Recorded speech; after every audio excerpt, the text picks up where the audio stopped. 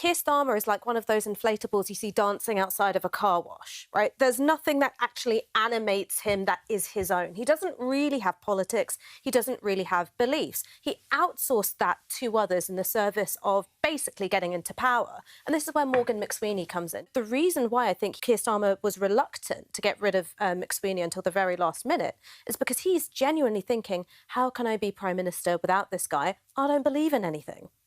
I'm certainly not calling for leadership change. I don't think the vast majority of Labour MPs are. And I think the people in this country want stability economically and politically at this time. I disagree with you a little bit about what people want. People don't want stability if it's serving the interests of a walking dead Prime Minister, which is what Keir Starmer is. What people want is competent leadership.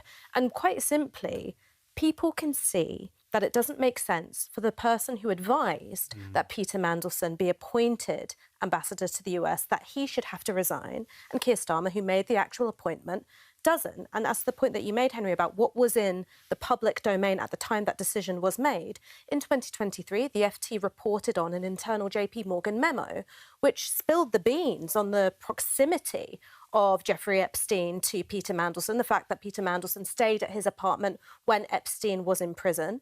And yet, apparently, Starmer still saw fit to appoint him. He's now saying, oh, Mandelson lied to me about staying at the apartment. How could he? It was in the newspaper.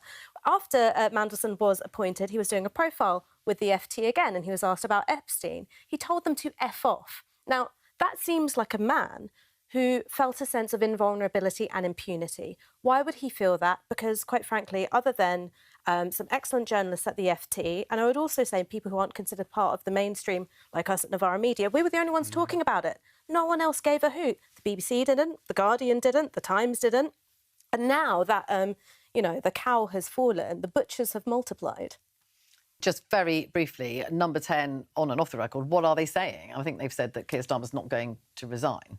Yes, they have, very clearly. I think it's very worth saying that at this point, they say isn't it? he's upbeat and confident Oh, God, he's as toast. well.